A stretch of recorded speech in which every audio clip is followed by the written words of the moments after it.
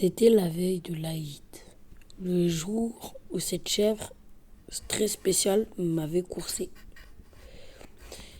Ce jour-là, j'étais sorti avec mes cousins et frères et sœurs pour jouer au foot. Sauf que la chèvre était détachée. Alors, elle se délivre pour venir nous courser. Mes frères et sœurs et cousins étaient coincés sur une plaque avec la chèvre.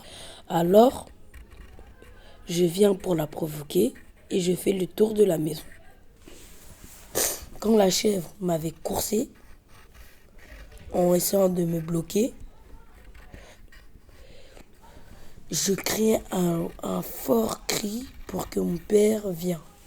Mon père sorta sa machette, commence à préparer sa main et l'égorge en disant Bismillah. Puis, le lendemain, en se réveillant, on était heureux et on mangeant jusqu'à remplir le ventre.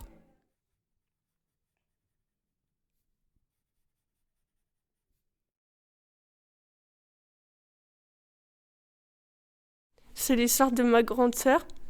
En fait, ma mère, une fois, elle lui avait donné une sucette et elle jouait avec la sucette et en fait, elle l'a jetée par le balcon et elle a commencé à pleurer. En fait, à ce moment-là, j'étais même pas née. C'est l'histoire que ma mère m'a racontée quand j'étais petite.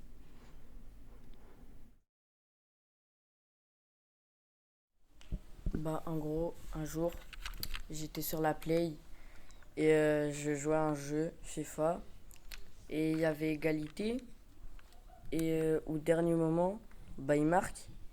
Du coup, ça m'a mis en colère, j'étais vénère et du coup, j'ai lancé ma manette par terre. Après, du coup, elle s'est cassée et, après, genre en mode, j'étais triste parce que je pouvais plus jouer. Mais ça m'a tellement enragé que du coup, j'étais, je sais pas, je l'ai foutu par terre. Et après, ma mère, elle l'a su, je lui ai dit. Et du coup, elle a plus voulu m'en racheter. Et j'étais deg, du coup, je suis passé au clavier.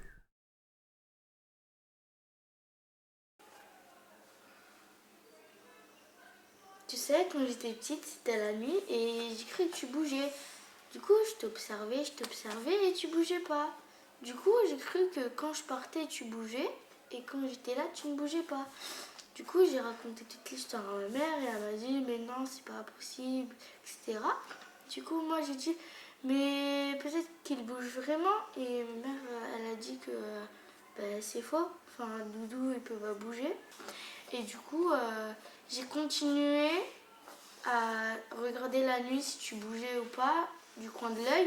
Et peut-être que ma mère avait raison, que les doudous ça bouge pas quand on ne regarde pas.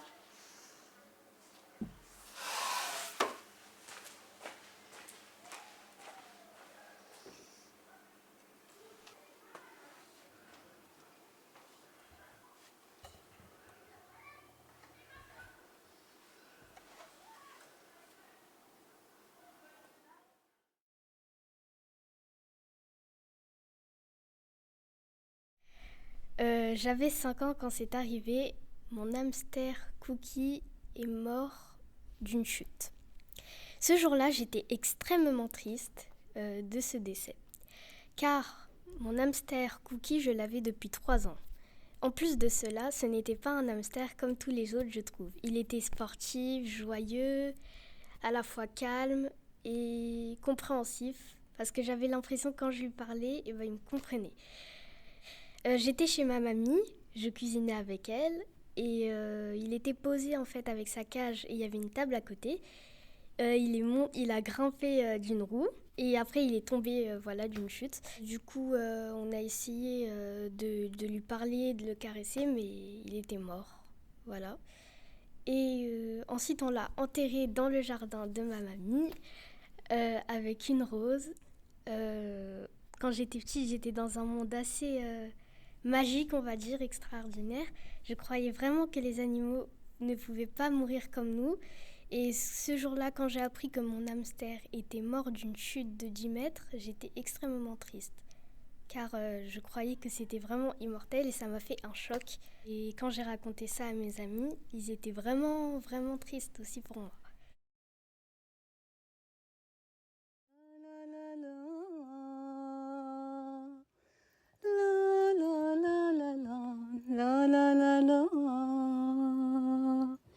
ويا قلبي جرحك طال ويا شكون سببه والو ويا صحابي القيل والقال. Parfois, en classe, quand je vois une carte, ça me fait penser à l'Algérie. Et l'Algérie, ça me fait penser à ma famille, à la chaleur. Ça me fait penser aussi à la nourriture là-bas. J'aime bien jouer dans le sable. L'Algérie, pour moi, c'est un pays très beau pour moi, parce que voilà. Et quand je vais en Algérie, je vais dans une ville qui s'appelle Oued-Souf, au nord de l'Algérie. Oued-Souf, c'est chaud. Il y a beaucoup de magasins, hanout, enfin je sais pas comment dire. Et il y a beaucoup de maisons. La nourriture, elle est bonne, mieux que les autres trucs, parce que c'est mieux. Enfin, c'est mieux. C'est pas pareil. Et ce qui est pas pareil, c'est je sais pas, c'est spécial. Enfin, le couscous, c'est le vrai. C'est pas des imitations, c'est le vrai couscous.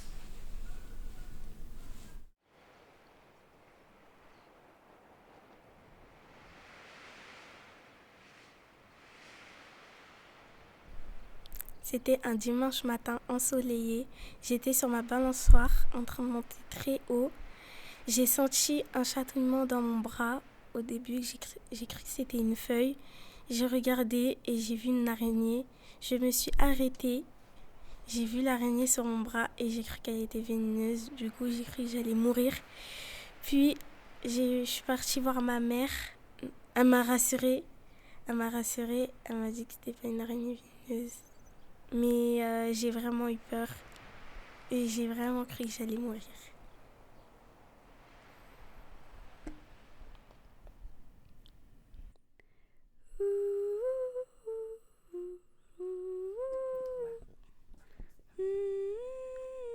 Aïcha Kandisha. Aïcha Kandisha. Aïcha Kandisha. Aïcha Kandisha. Il y a des siècles dans les déserts marocains, tard le soir quand des hommes se promenaient, Aïcha Kandisha agissait. Elle attirait les hommes avec sa beauté et une fois son objectif réussi, elle les tuait. Si elle faisait cela, c'était pour se venger de son mari qui l'avait auparavant trompée. Cette histoire est racontée en famille ou entre amis pour se faire peur. Elle est pour moi comme un avertissement pour ne jamais tromper une femme.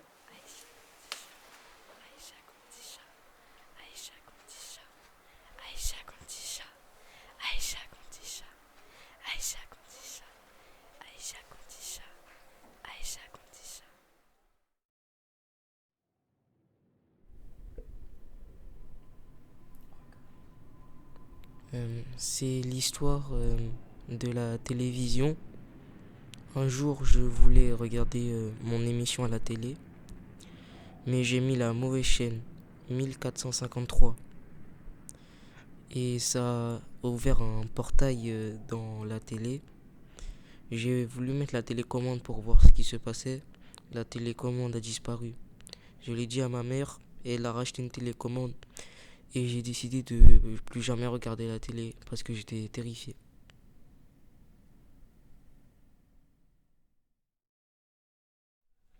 Il était une fois l'histoire d'un fermier qui se nommait Monsieur Seguin et qui vivait avec sa chèvre. Ça devait être au moins sa 100e chèvre car à chaque fois qu'il avait une chèvre, elle s'en allait et se faisait tuer par les animaux. Un jour, il attacha sa chèvre dehors, car c'était la nuit.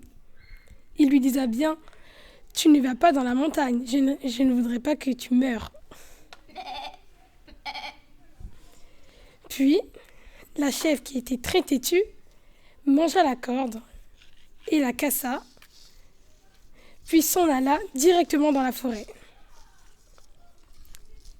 Arrivée devant la forêt, elle monta sur la montagne, car elle voulait découvrir le monde.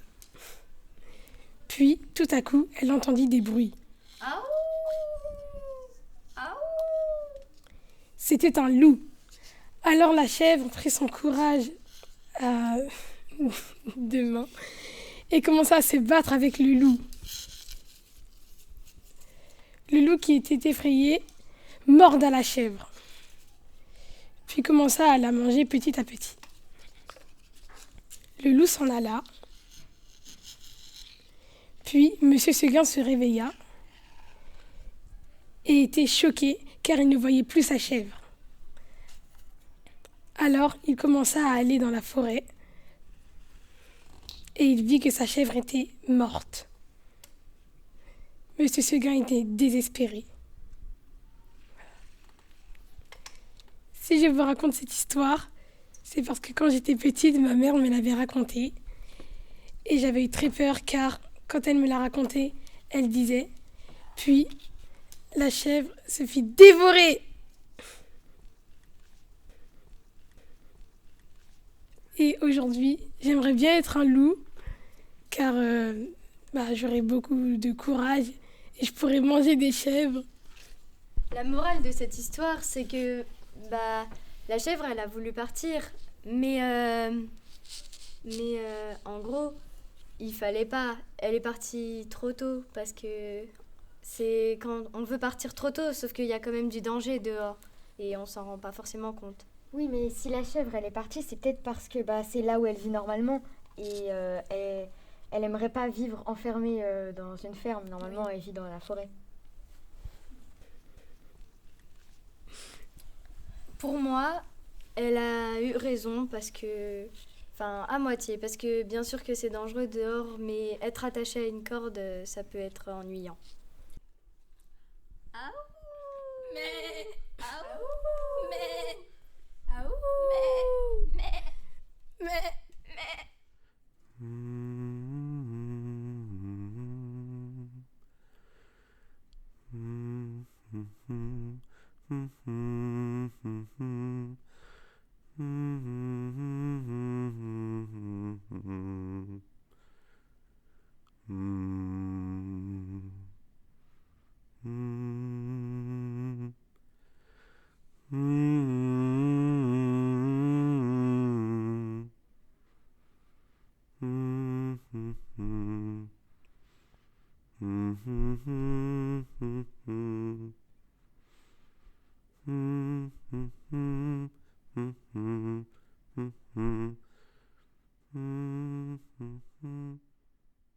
Mm-hmm.